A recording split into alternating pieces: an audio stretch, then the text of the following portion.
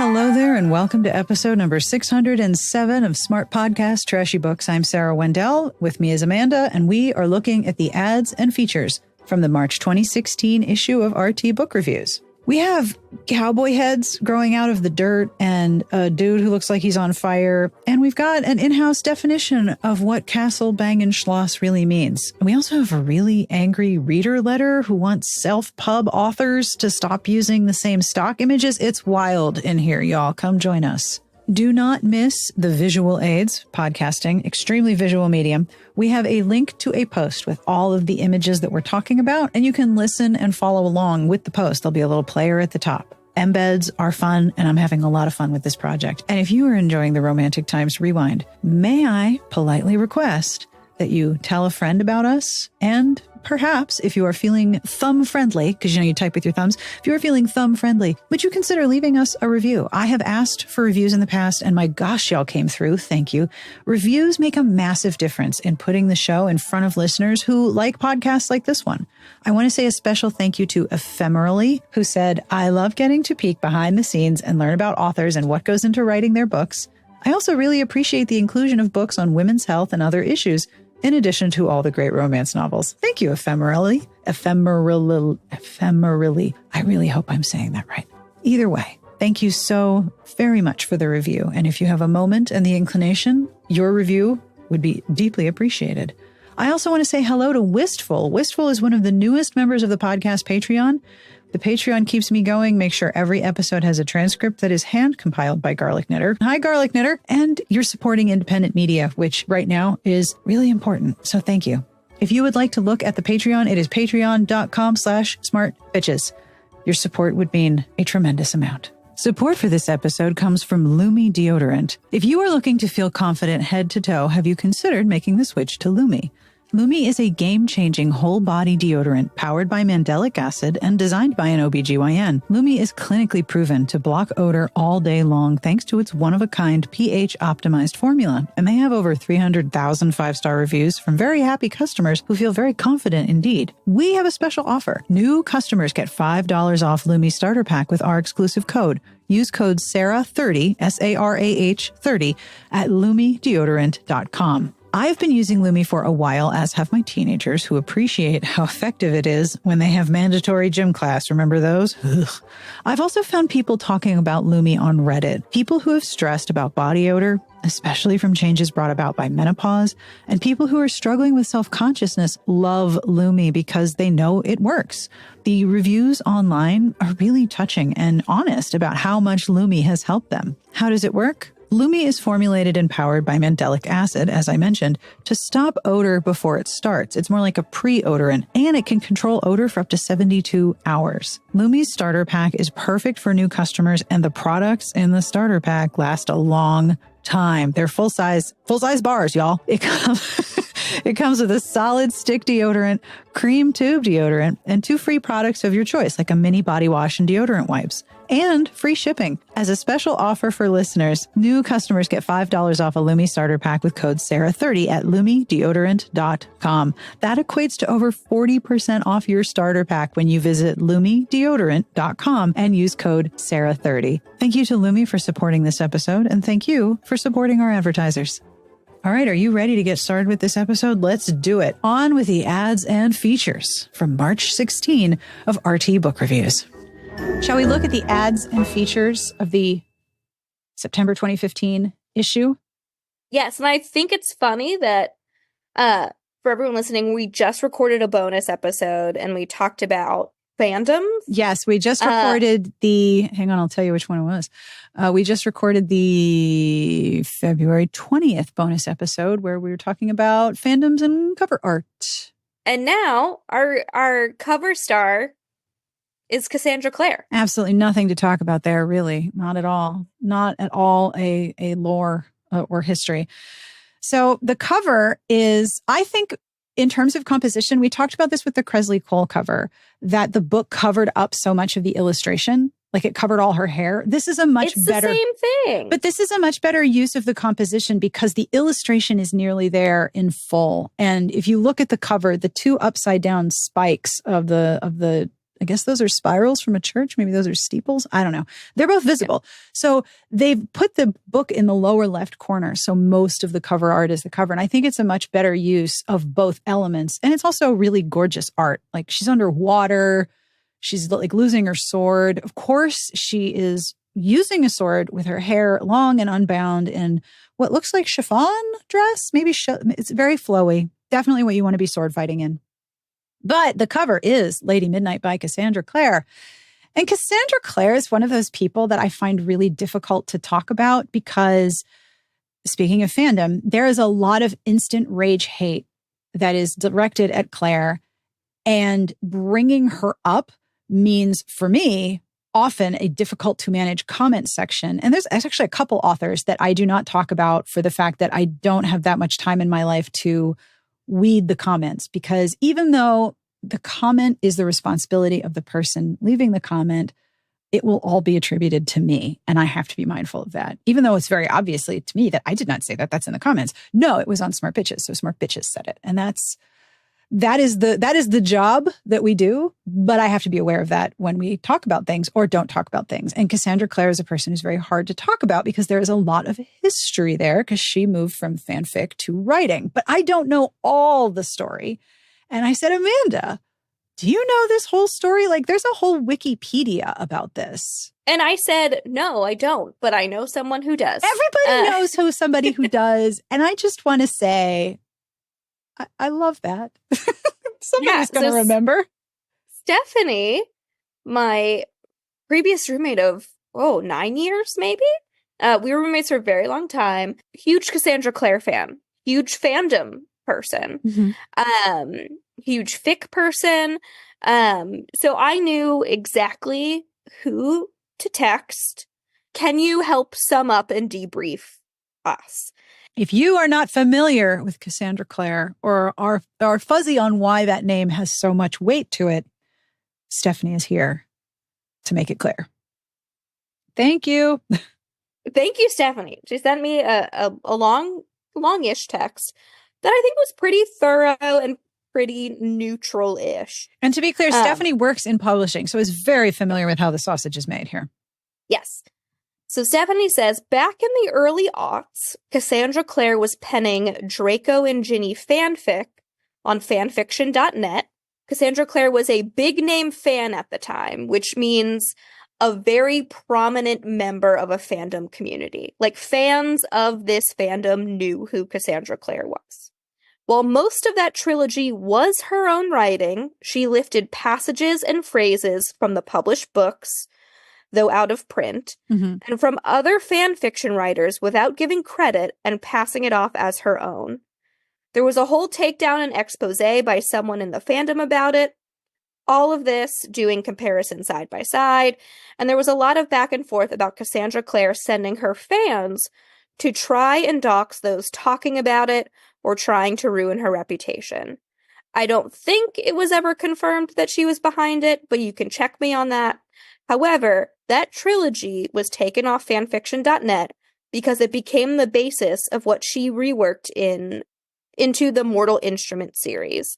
And then Stephanie also sent me a link for anyone who wants to do a deep dive on fanlore.org. And it's called the Cassandra Clare Plagiarism Debacle. And we'll link it in the comments if you want to read further.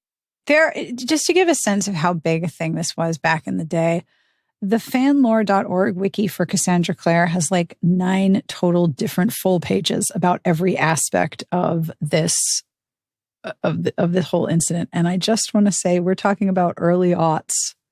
Wow, what a different time. She was one of the first I remember who moved her fanfic into publishing. And now that's extremely commonplace. And I know for a lot of people in fanfic communities, that is considered, to put it mildly, that is considered dishonorable behavior. I don't actually... Really? I mean, I can't keep up with it anymore. Like, normally... It was considered dishonorable behavior, I think. Now I think it's so commonplace. It's kind of like, oh, okay, that's where great writers get discovered because the barrier to entry is so low. I feel like it happens so common now, too, because I remember early when things would get acquired from a fanfic to be published, it was a big deal and people would know. But now when we do Hide Your Wallet, we have some commenters that's like, oh, this was like a Raylo fic. And I'm like, oh my God, I had no idea. That makes sense now, like reading the description or like looking at the cover art or whatever. But I feel like not that it's more commonplace, but I'm definitely not as on top of what is getting published traditionally from fic anymore because it's not as a big deal, I suppose. Mm-hmm. Shall we move on to the ads and features? Yeah. Okay, so I need to talk about page 2 and page 3. So this is a tale of 2 pages. We start with page 2, which is an ad for Christine Feehan's Dark Promises. And this is a terrible ad from a graphic perspective. It is hard to read. It is cluttered. It is flat. It is monochromatic. The cover is a shirtless, waxed dude with an owl that looks like it has just emerged from his crotch. Like it's just I mean, I don't know what you forward want, Sarah. out of his This is a Christine Feehan cover. Oh yeah, it's absolutely like this. He birthed an owl from his belly button prior to this image being captured. But the problem is the cover is off to the side. The background is this sort of gray-green wasteland of trees and a gray sky. And then there's a cover copy over top of that, and it is very hard to read. There's just many things wrong with the layout. And I'm like, oh wow, this is a really terrible ad. Like I'm super bummed at like, oof, this is not a good ad. Wow, that's really a bad ad for page 2. And then I scrolled to page 3. Surprise! You thought that one was bad. Page 3, what the shit is happening here? Okay, so first of all this will be in the visual aids, and you should take a look. This is the Maitland family saga, and we have Moon over Laramie, which is a close-up of a guy's intense face, giant head, just the head, floating over the mountains next to the moon. So is he the moon or is the moon the moon? You don't know because they're both floating in the sky. And then under that is... The Christmas tree man is my favorite. You like the Christmas tree man? That one is my absolute favorite. Tell me about Christmas and Shan, and then I will attempt to describe what is happening in Lost in Wyoming. Yeah, so... Speaking of covers... There's a Christmas tree. Yeah. With red and gold ornaments and, yellow little twinkle lights. Yep. And I can't tell if that's supposed to be like a stack of presents. It's very small, but yeah. Yeah, it looks like presents. And then there's another large man's face with a cowboy hat, and he's got a thin little mustache, and he's looking down at the little presents. And I just love how it looks like he's like emerging or from the tree or fusing with the tree. He is one with that tree. And he's looking at the presents like, what? Or like you hear stories of when people chop down their own tree and they realize that there's like a bird's nest or a fucking squirrel still in the tree. Yeah. I just imagine this family chopped down this tree, brought it home, and it was like, oh shit, there's a cowboy in our tree. In our tree. We forgot to check for cowboys before we brought the tree into the house. So then now he's emerging from it. So then there's Lost in Wyoming. Okay. So he does look lost, in fairness. He is growing out of the dirt. And lost half his body. His head and his neck and his collar are... because it's faded, they feathered and faded the edge of the image and just plopped him in some dirt. It looks like he's growing out of the ground. Like a cabbage patch. He's growing, and the title is Lost in Wyoming. And it's like, what, did they lose his head on the ground and that's why it's there? Like, what is happening? He's growing out of the dirt. Wow. And that's page 3. That is page 3. I could just, hit stop and we could be good because I don't think anything in the rest of this magazine is going to top this, right? I don't think so. No, nothing can top the Maitland family saga. Lost in Wyoming. Thank you, Vivian Sinclair. This completely made my day. So the letter to the editor, I'm sorry to inform you, is very boring. There is a really great picture of Essie Davis because Lady Catherine of Barrow has discovered Miss Fisher's murder mysteries, and they are indeed great. But the letter doesn't tell us how to live forever or talk about saunas. So the letter to the editor, now that we mention it, reminds me of being on a phone call with my mom. Because she's telling me what she's watching these days. She's telling me, like, what new medication she's on, or what, like, new weird supplement she's taking. Just, like, a random list of facts of things that have changed with her since I last talked to her 2 weeks ago. Yeah, it's like instead of a Christmas letter at the end of the year, it's by phone. Yeah, my mother-in-law is the same.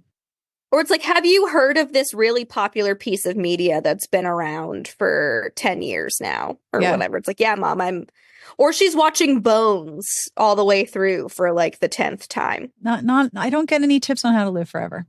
But then on page 5, we have a full page collage of the RT holiday party, which was very well attended by people we know. I recognize so many people. Oh, yeah. And you know that RT had to throw a pretty great holiday party if they got all these publishing big machers in there. And Jude Devereaux attended this party. She sure did. I would be beside myself if I ended up at a holiday party with Jude friggin' Devereaux. My God. But there's like a display of, you think that's cheese balls or you think those are falafel? There's a meat tray. They got some catered stuff. Hopefully it tasted good. I'm sure there was a bar. But yeah, all of these pictures are people that like we used to work with and that we know. It was very cute. Also, like, you know, the HarperCollins team. Yeah. They're not there anymore. Nope. Yeah. What a fun little time capsule that is. I know. So you wanted to look at page 6. Yeah, because this is the mailbag section where people can write in. They do like the social calls where it's like talking about stuff happening on social media. But the only mailbag that they got is it's Review Source 101, and it feels like tech support. And it was sent in via email, and it says, question regarding the RT review source.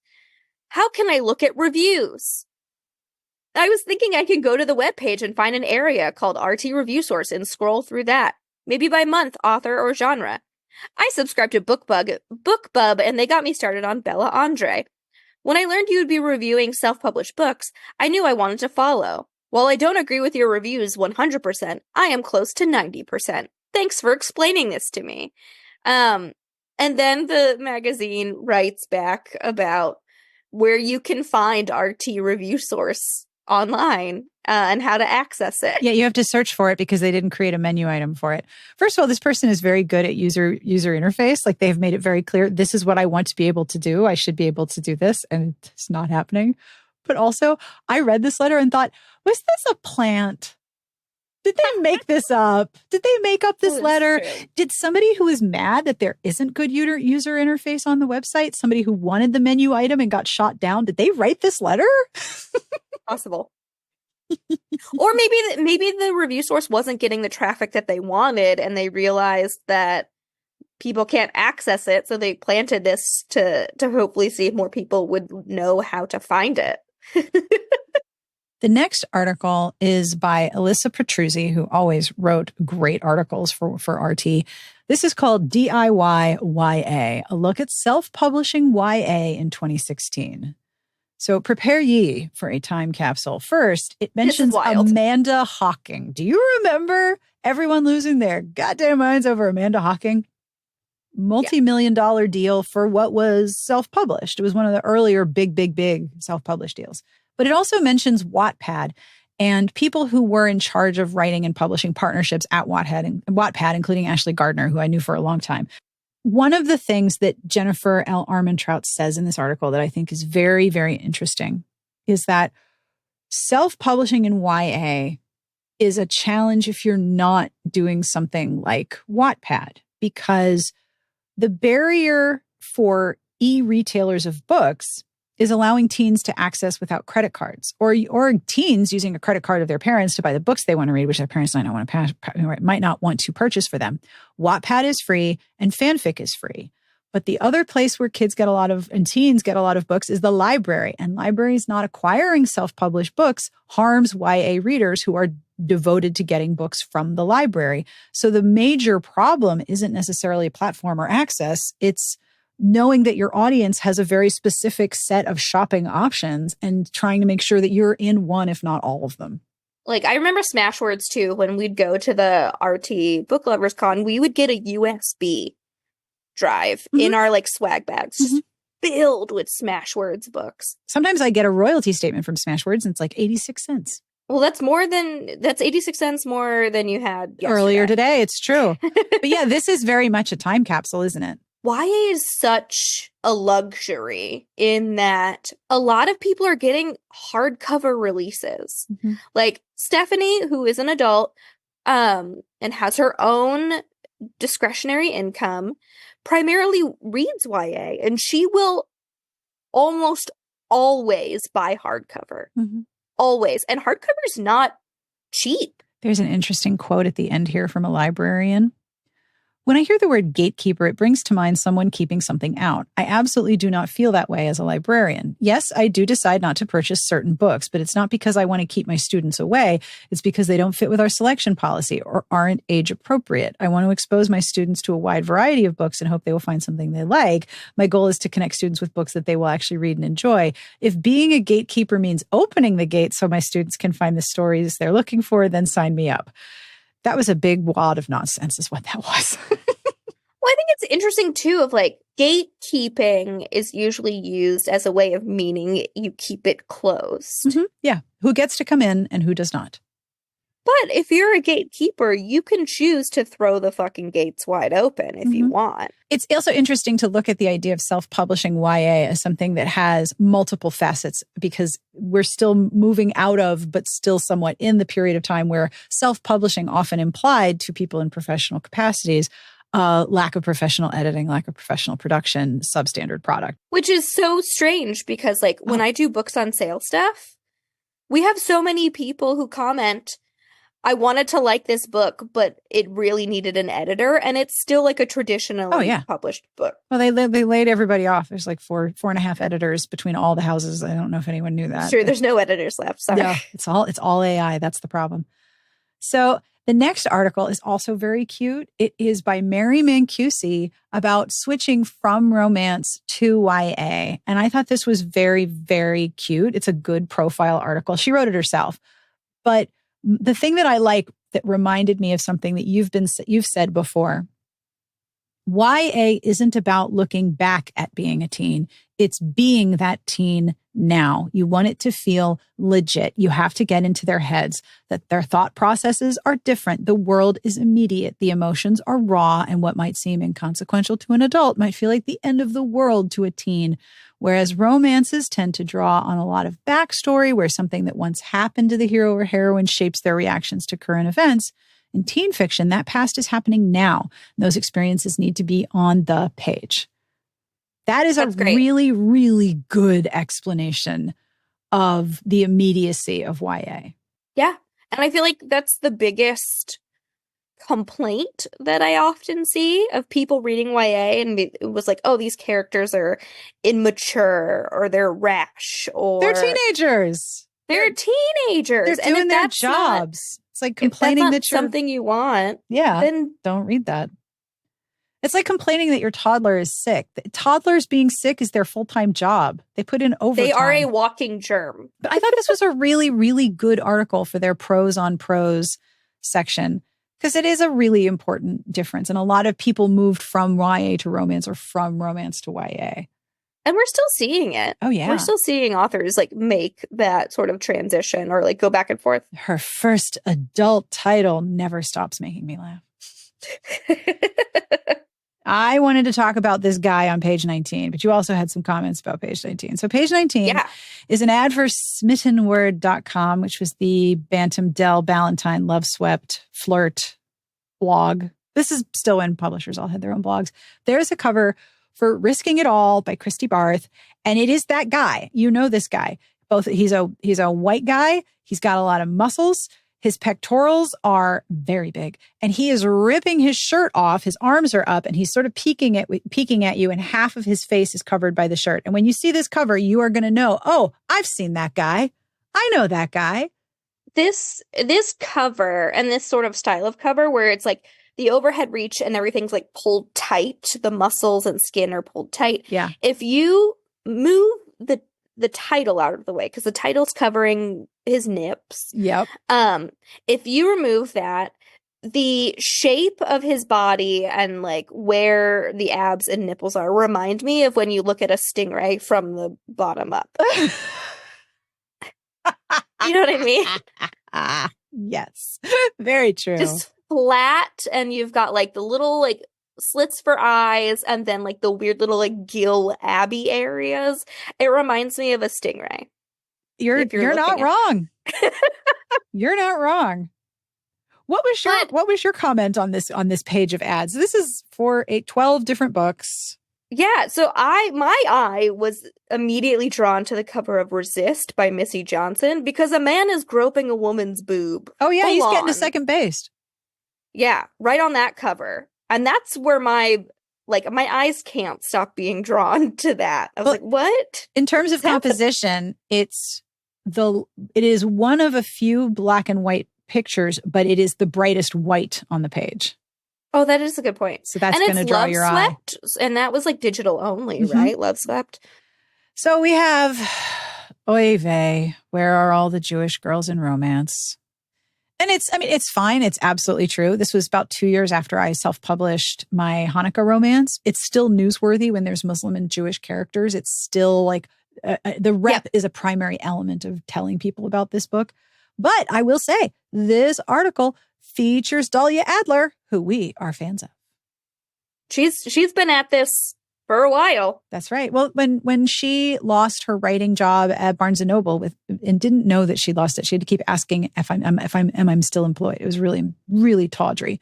But we asked her to come and do queer romance roundups once a month because she knows so much about books that are coming out. So much. She's like you. She's one of those people that's like an encyclopedia of books and it just knows so many titles and when they came out and what they're related to. And she has a very popular Patreon. My roommate, Sarah, my roommate, Stephanie, subscribed or was a patron.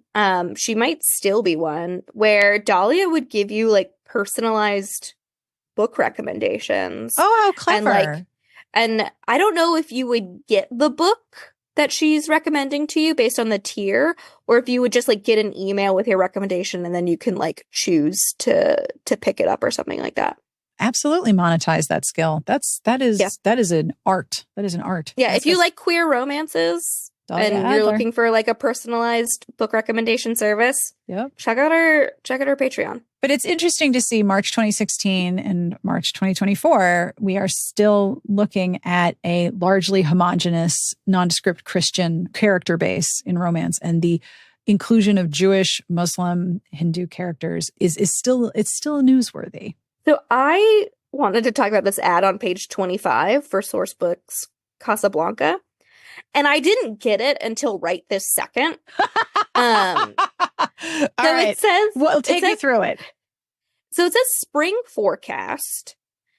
And then the Mercury is rising, which is in title case. Yes. So the Mercury is rising. And then at... which is lowercase. Is in lowercase. Right. And then I'm like, is this a Mercury is in retrograde reference? Is this like... You went straight for astrology there. I know, because like spring forecast, that's what my brain went. And then I'm like, I also went like Mercury in your bloodstream? Like, are these people being poisoned? And then I realized, oh no, they're talking about a thermometer. They're Mercury in a thermometer, as in it's getting hot. But also, you mentioned spring, which is weird, because I would think it would be summer if it's getting hotter. I don't know. This tagline just confused the shit out of me, and I hate it. So, and I also don't like, why is it in title case? Why is capitalized and at is not? Yes. Or why is any of it why are we capitalizing Mercury?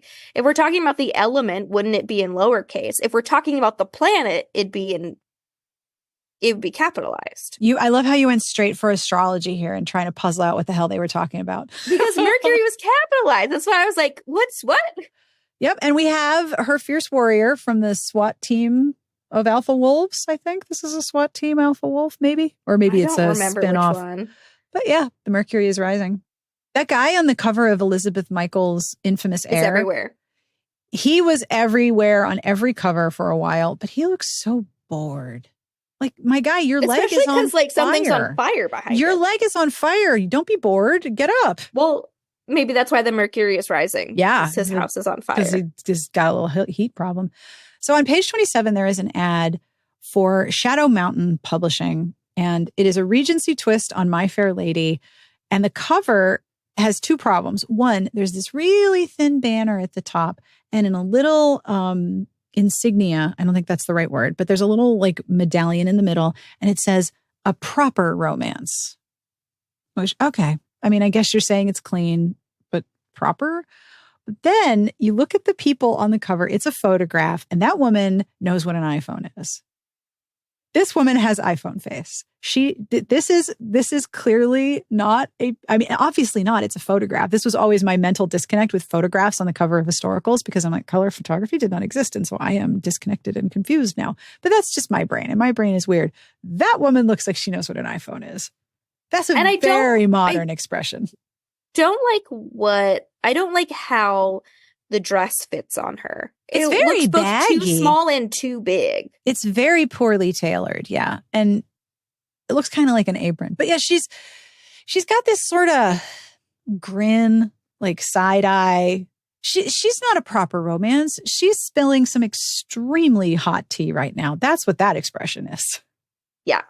So then we get to page 34, and this is a full-page ad for Kristen Ashley, and this is the Unfinished Hero series, and none of these covers look like romances.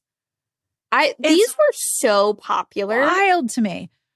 So I'm going to say something that sounds unkind, and I do not mean it to be, but I fully understand that this sounds like I'm damning with faint praise.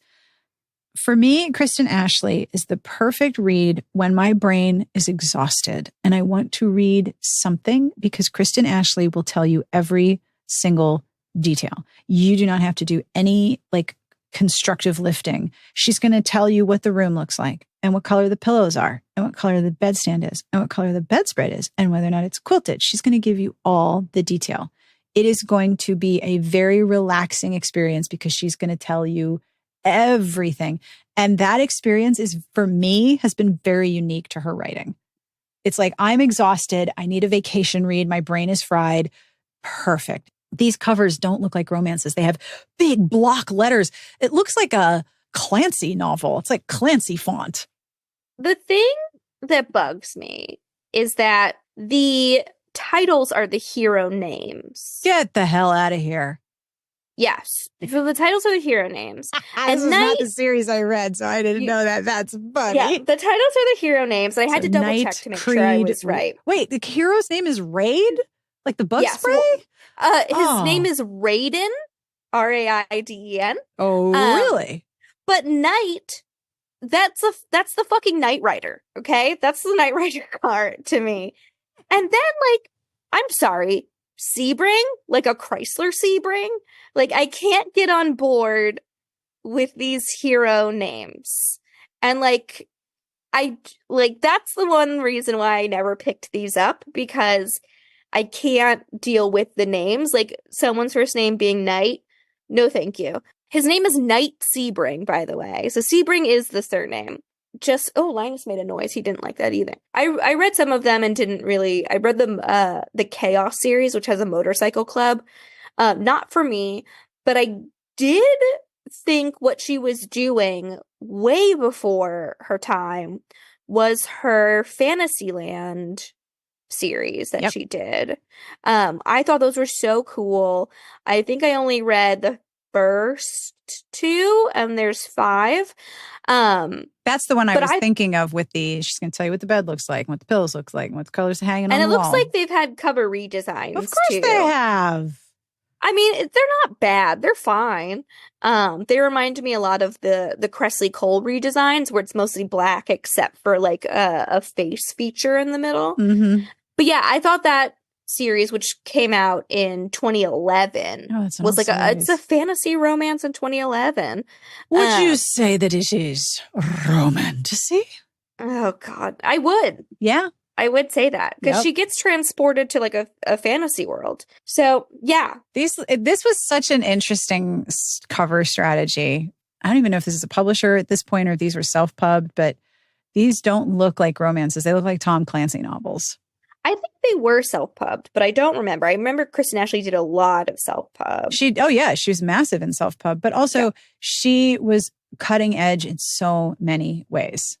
She was one of the earliest book authors in self-pub that I remember being described as Pringles. Like you read one and there's nothing else like it. So you're just going to read the next one and the next one and the next one. I remember seeing early Twitter, somebody saying, oh my God, I just discovered Kristen Ashley. And somebody replied and was like, all right, see you in 2 months. Bye. Yeah, I'm sure there's a German word for it. Castle Bangenschloss. Yes, that's what Castle Bangenschloss means.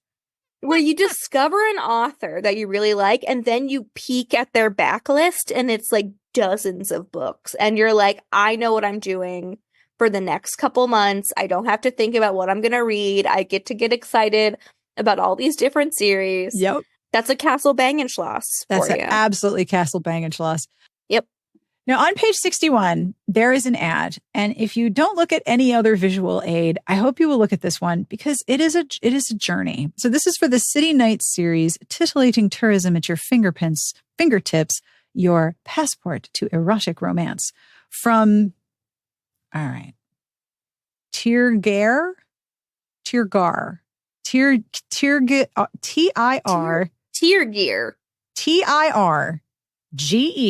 Or maybe it's a soft G. Turgier. Could be Turgier. I'm pretty sure that's a Celtic language or maybe it's Gaelic. I'm not sure, but it's Irish. By the way. I was in the right language family.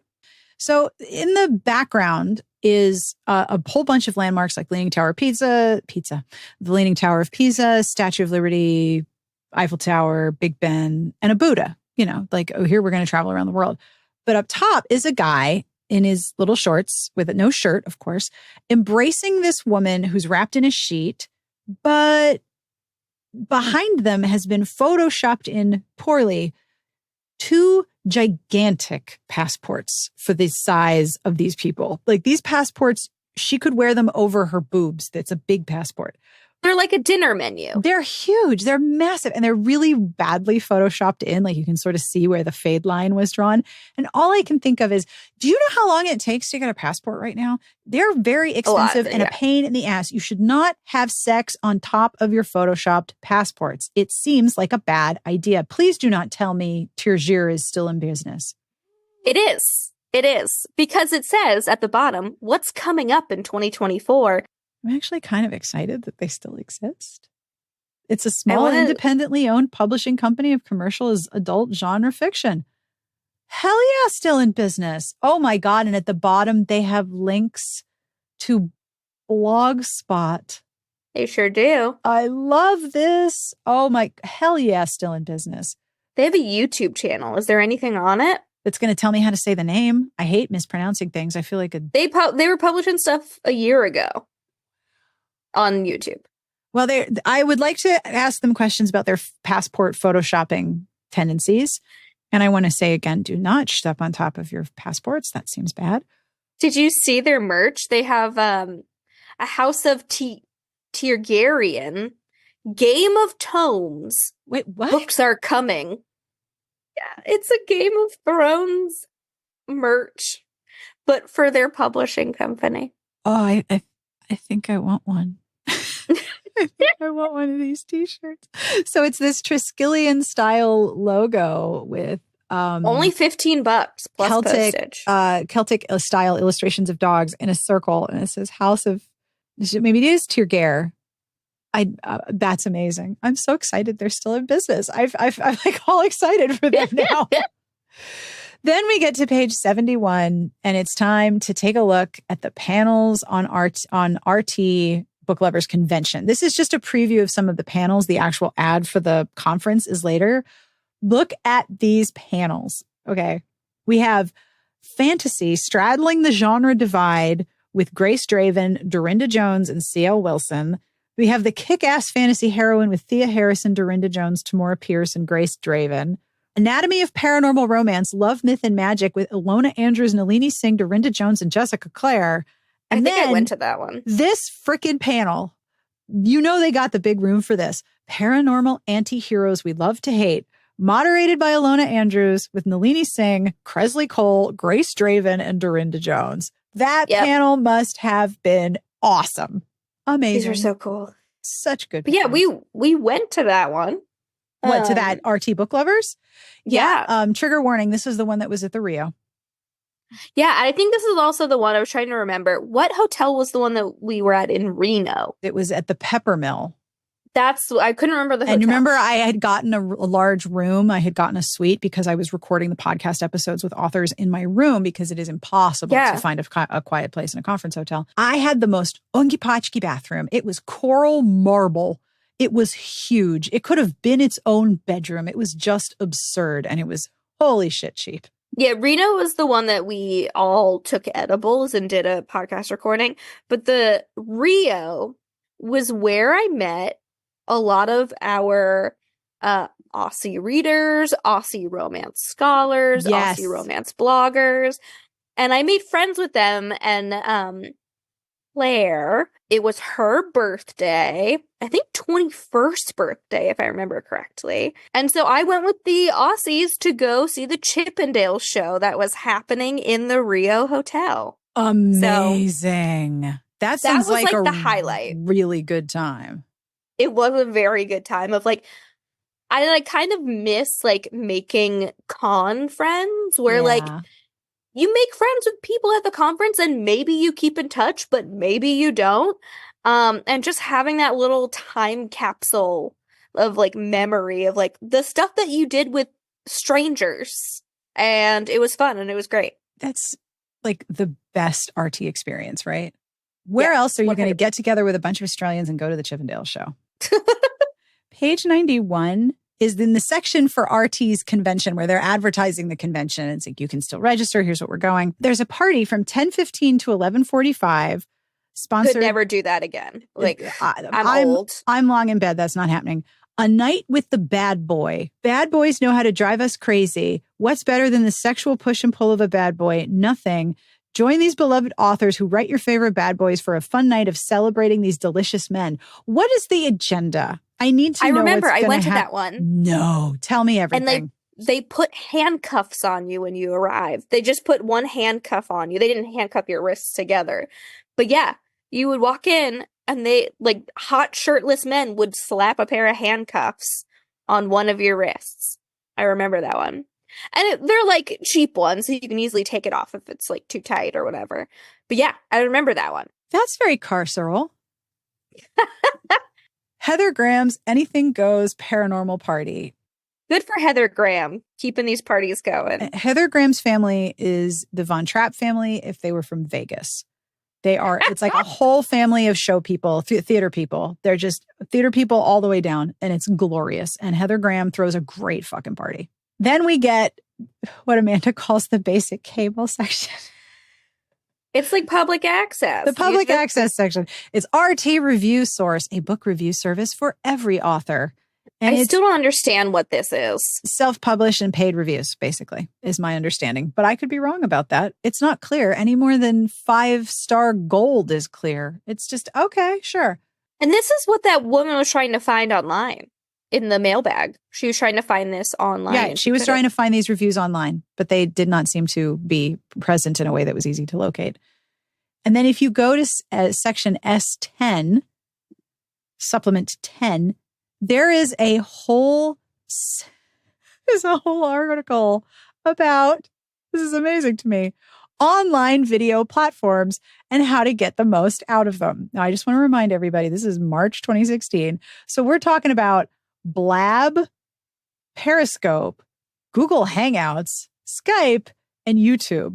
But the writer's comment on YouTube is, for occasion-based marketing only, a launch or something significant like a life event announcement, make it interesting and personal. Keep it short, 120 seconds max. Also upload directly to Facebook. Algorithms work better that way. Now we have TikTok, everybody. Now we've got TikTok and also 120 seconds max on YouTube. No, YouTube is for long form content now.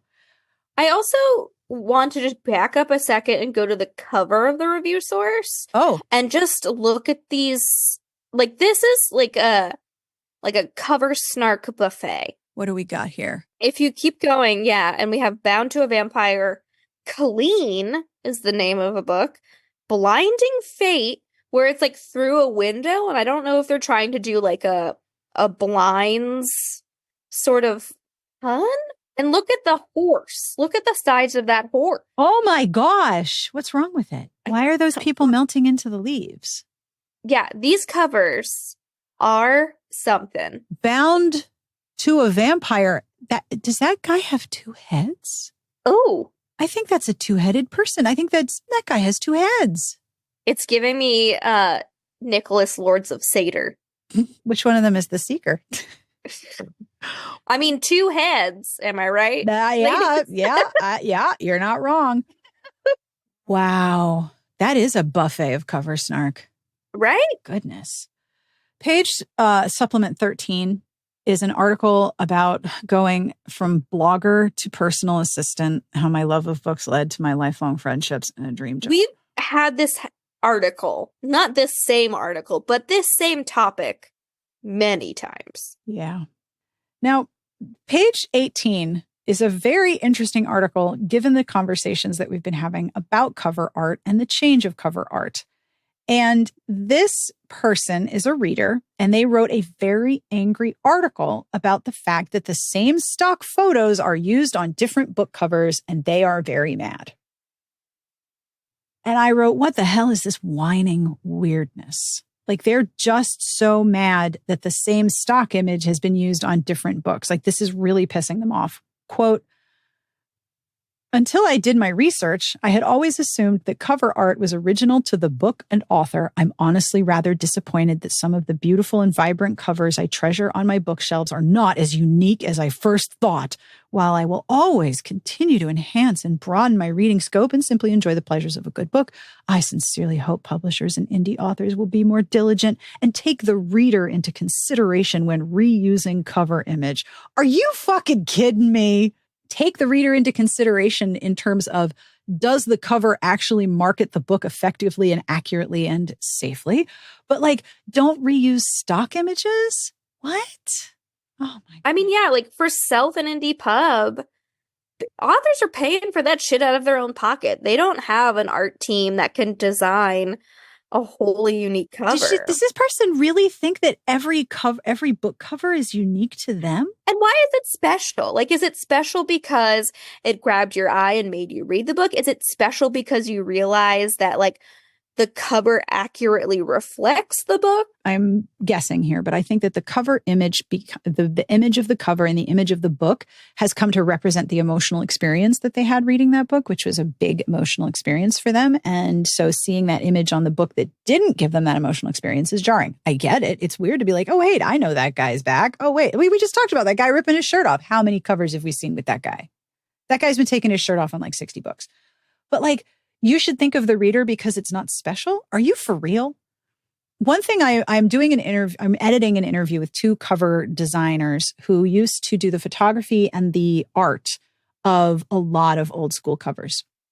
And one of the things that they told me that blew my goddamn mind, spoiler for another episode that you might have already heard by this point, publishers used to send models, like Wilhelmina models, models, to the art directors and the artists for these romance covers. That's why you would see these same types of guys or same model. Like Ewa de Cruz from Soap Operas was on like 30 covers for a while there.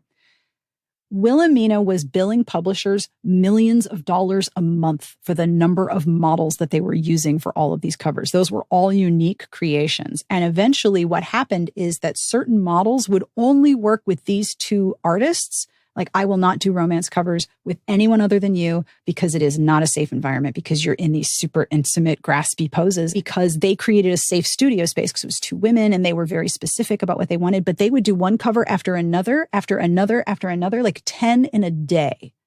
Nobody has that budget anymore for every cover to be unique. Are you for real? Are you kidding? Me. Wow, I can't believe this was published. This is absurd. Yeah, I'm very curious how this was pitched. This is a strange thing to be like demanding, how dare you not think of my feelings when choosing your stock art? I think it's kind of funny to see the same one. I I think it's like, oh, you know what? That is a good image. You have good taste. So what did you think of this issue of Romantic Times? I think in terms of like ads and features, not the weirdest of the bunch. No, not the weirdest by a long shot. No. I still don't understand review source.